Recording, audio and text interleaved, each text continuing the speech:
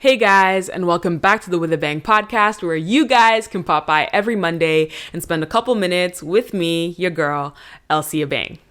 Happy New Year, everybody. I hope that you guys are off to a great start in 2022. I hope that you're feeling inspired. I hope that you're feeling relaxed after the holiday break and that you're just basically ready to take on life again.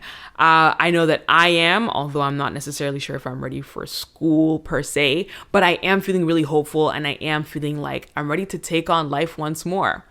That said, this year I had to kind of sit down with myself and go, every January, you get this sense of hope. Every January, you feel revved up and ready to take on life. What makes this January different? Good question, Elsie. I guess in this episode, I'm gonna try and explain that.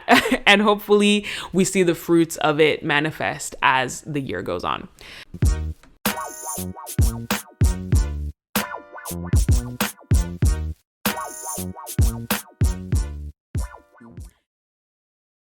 So if you guys know me, then you know that I'm a very passionate person, especially when it comes to figuring out ways to do life better.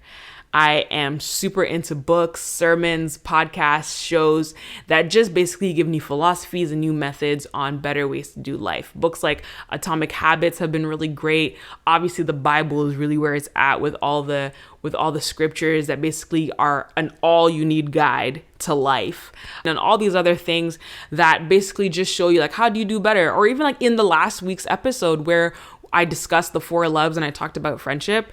Those are the kind of things that I like to consume. Those are the kind of things that I like to know because I want to show up as best as I can and do as good of a job as I can while I'm on this earth. So yeah, I get really passionate about it. And if you ask my friends, they can literally tell you that whenever Elsie finds a new thing, she can rave about it for days.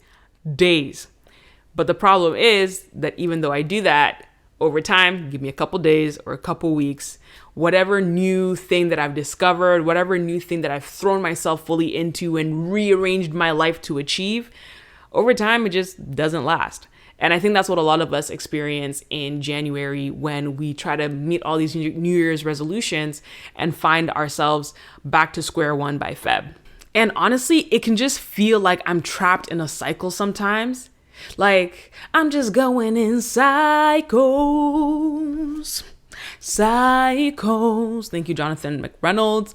But that's literally how it's felt for the past couple of years, where my New Year's resolutions can basically be summed up into discipline and consistency. And yet, no matter what book I read, no matter what show I try to implement, no matter what other philosophy or method that I try to, abide by, recently it's been Stoicism. I've been really enjoying reading about the Stoics and like reading stuff about Ryan Holiday and Marcus Aurelius and stuff like that. Anyways, that's probably going to be another podcast. But despite, consuming all this information, I find that I actually don't implement it in my life or that it doesn't help me break the cycle that I'm in. And so the funny thing is that Josiah actually once told me, he was like, Elsie, you're a really passionate person, and often that makes you a wildfire. The problem with wildfires is that if they get out of control, so often that's for me when life hits and I'm out of my mind, but when they get out of control, they can find that sometimes they end up hurting the people around them, or they even end up consuming themselves. He was like, don't be a wildfire. Instead, aim to be a controlled flame in the hands of your maker, aka God. And that was really profound for me because I felt like it pretty much summed up my predicament, or pretty much summed up how I behave. And the thing is that in my wildfire passions, it makes me really, really inconsistent.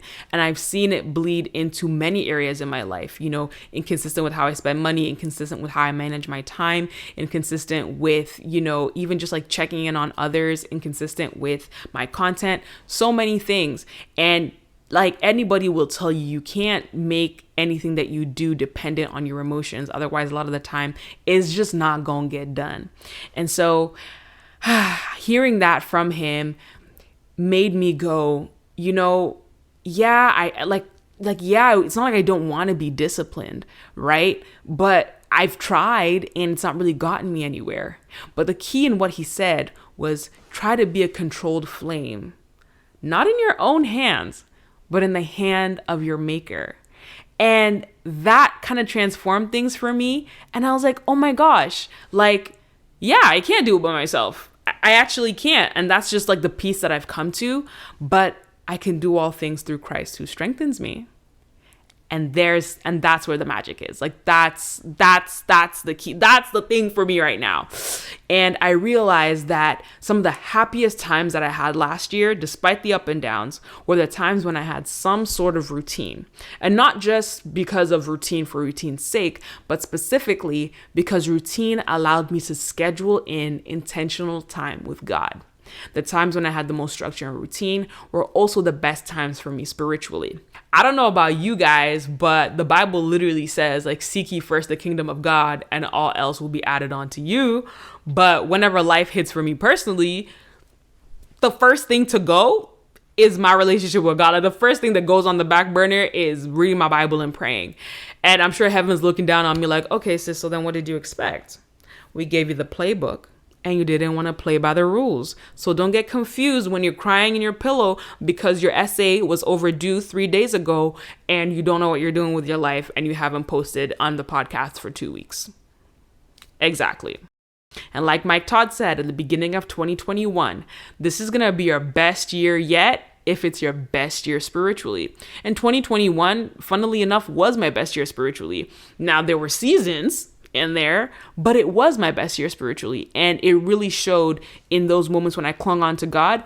Everything was cool. Like, even if the house was burning down, I knew that everything was going to be okay. Even if I was looking for an apartment, I knew that everything was going to be okay.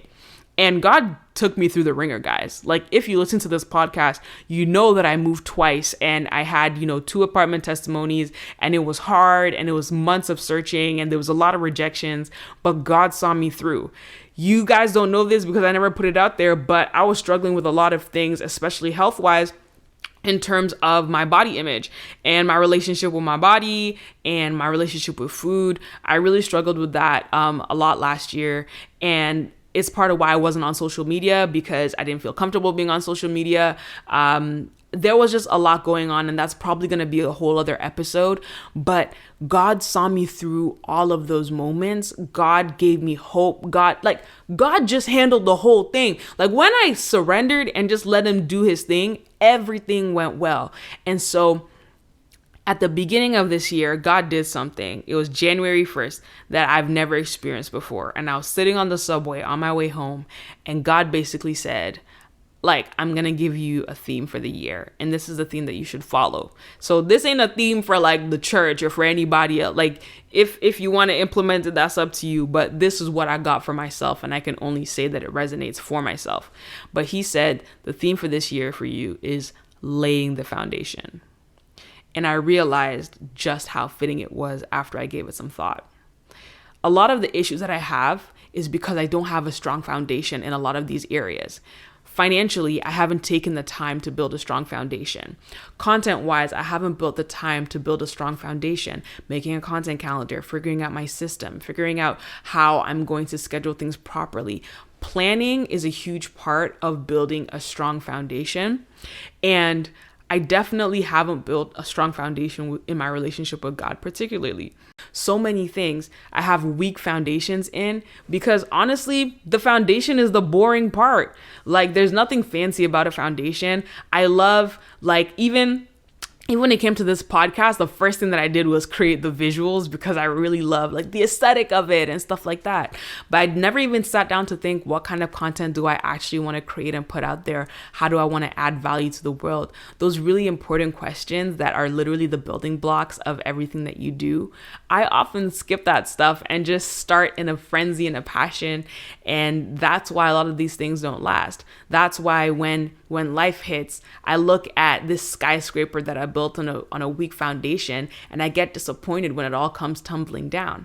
And so when God told me that I have to lay the foundation this year, I was just like, you know what? I can keep trying to do things the way I've been doing, which doesn't work for me. Or I can finally surrender and take the time to tear down everything that I have and everything that I know the way it is, and just take the time to start building everything again from the ground up. Now, this doesn't mean that like y'all are going to get a whole new podcast. No, but it means that I'm going to have to peel back the layers and do a lot of the behind the scenes work that isn't flashy, that isn't fun to put on camera, and that takes energy and time. That is the dedication that I'm making to myself. That is the dedication that I'm making to God. And that is what will make this year different. So yeah, I hope you guys enjoyed this episode. Wish me luck, y'all. Pray for me because I'm definitely gonna need it. If you're watching the video, do you like my little setup? I hope you guys like my little setup. It's cute or whatever. The house is coming together.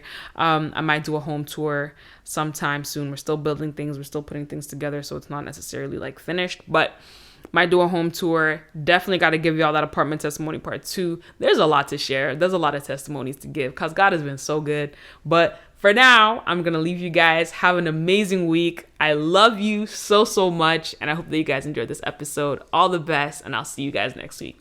Mwah! Peace out.